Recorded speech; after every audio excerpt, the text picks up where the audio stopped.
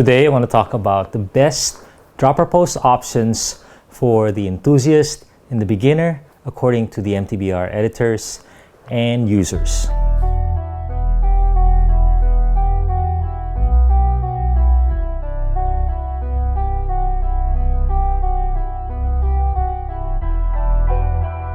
Okay, dropper posts is considered by many as one of the greatest mountain bike revolutions in the last decade.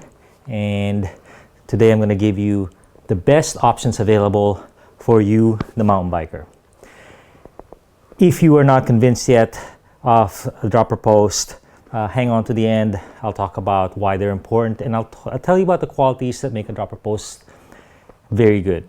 But first, I'm just going to cut to the chase and give you our top recommendations in this category.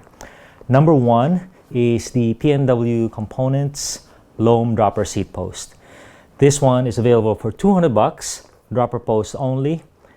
The lever is separate in case you have a lever already that you can use, to make your investment smaller, your upfront cost smaller. And what makes this dropper post good is a short stack height, a adjustable configurable drop within about a 30 millimeter range, and it is reliable. It is well supported by a company in Washington, so a very good company, very smooth, very sturdy, holds the saddle securely, good ergonomics, and just all in all, just an amazing performer for $200. It's complemented by the loam lever, one of the best levers available. So a lot of people who use different dropper posts actually get this lever, and it is you can personalize it. Basically, each lever and dropper have a pad or a band that is color configurable, so you could kind of match your bike, put that final touch on your nice bike. Second option is the Yoke Revive. This one is a little more expensive, about $350 depending on length, but it's really kind of set the tone as one of the first really reliable dropper posts. About 7-10 years ago, these dropper posts were a mess.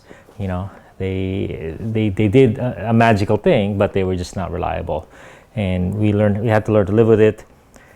But Yoke from Germany said, hey, this is how you do it. You need an IFP valve, so keep this thing reliable, serviceable as well. You can bleed it easily, even on the trail. And they put needle bearings on the post, so even when you're not, a post is never directly up and down. You're usually pushing it at an angle because of the seat post angle. The Revive is one of the smoothest dropper posts available. So that's option number two. The third one is by the big company Fox, called the Fox Transfer, and they're on version 2 of this dropper. The Fox has two versions, a black coated one and a Kashima coated one, more of an appearance option really. What Fox brought to the table with the Transfer is legendary reliability. Yoke came, it was a little expensive, but when Fox Transfer came, they said, okay, it's going to be reliable, it's going to be robust, and it really delivered. 2 years down the line, no maintenance required, it just keeps working. So pretty impressive dropper post. The one weakness it really had was the length, the insert length was really long. So where you could put a 150 dropper on, using most posts on the Transfer, you can only put a 125. But they have version 2 where they've fixed that. It's not the shortest, but it's much shorter than before. And they also fixed the clamps. It's much easier now to install and remove your seat post. Next one I'd like to talk about is the OneUp Components dropper post, the version 2. OneUp Components really shook up the market. $200 post, and it had a really short stack height. Both the insert length and the post that's extending was shorter than the competition. It was crazy. So, where you couldn't put a 125 post on your bike, because the saddle would be a little too high for full extension, the OneUp would fit. In fact, if it didn't fit, you could also shim it, so it would just get 123, 120, 119 extension. So you could adjust the extend length of it to really maximize your drop. Now they came up with version 2, and what version 2 brings to the table is an even shorter stack height. So I'll show you some pictures. It's crazy. And stack height, we're not only referring to the insert length, but also what shows up between the top of the post, or what's inserted at the collar, how much you can slam the dropper to hit the frame, and the rails. So there's a lot of wasted space there on some posts. Next thing I'll talk about is the RockShox Reverb AXS. Probably the most common post out there, the Reverb. It's still similar materials design to the old Reverb, this AXS. So it's not amazing. It has problems here and there, and the price is crazy, $800. So definitely not the value king, but it does have two tricks up its sleeve. The first one is installation. It's wireless, so the installation is incredible. Basically, you just insert the post, screw on the lever, and you're done. There's no wire, and it really is a reliable connection. It just doesn't fail. So one way you can amortize this big investment is maybe you have 3 or 4 other bikes that don't have a dropper post, and at the time where you want to have a dropper post, is you just move the post from one bike to another. Shims are required if they have different seat post diameters, but shims work really well, and we'll have links in the descriptions for shims that work well. So there you go. There's some disadvantages. You have to charge it all the time. Maybe every 2 months, and if you go on a road trip, it automatically turns on while in your car, so it's gonna drain the battery a little bit.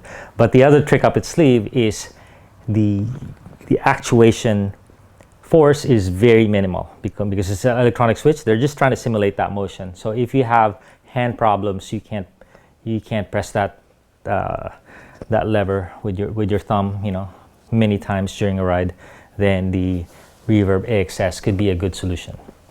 Okay, closing it off, the next one I'll talk about is the Transx dropper post 159, and nothing amazing about this post except that it's a really low price post, and so it brings it to the masses, so to speak. I've seen it on a $500-$600 bike that we have, and it's important to me, and I think to all of us to allow dropper posts not only to the $1,000 bikes but to the sub-$1,000 bikes, because the beginners, the kids, they're the ones who can really benefit from this thing.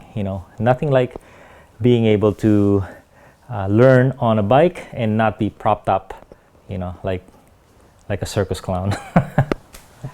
So that's our recommendations for dropper posts. If you want to hang on, now I'm going to explain to you why a dropper post is important and what to look for when you are pursuing or purchasing a dropper post. So the reason why it's really important is because mountain biking has 2 distinct needs. One is you need to be up high to get your leg extension. The second is you need to be able to move your body around and to take hits and to do to center the bike. You always want to center the bike, and that gives you the stability, the control, and the safety in technical terrain. If you're just doing road, that's no problem.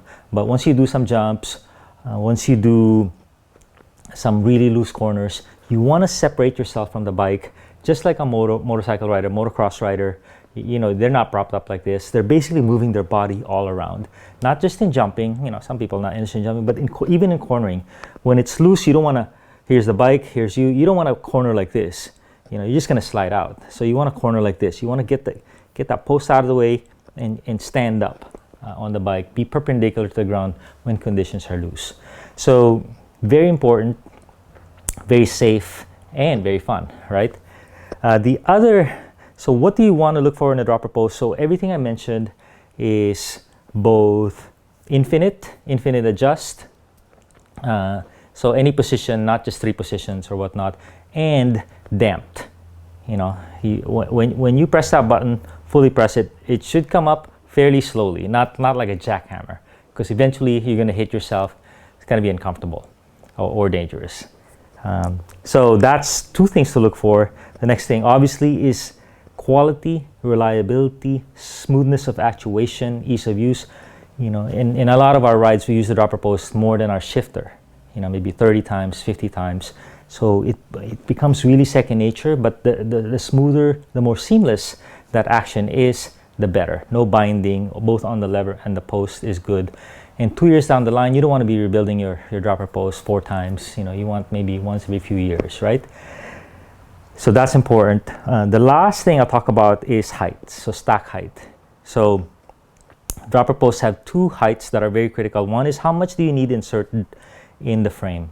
And you want to minimize that as short as possible. The next thing is when you extend it, let's say, you know, given a certain extension, 150 millimeters is pretty standard these days.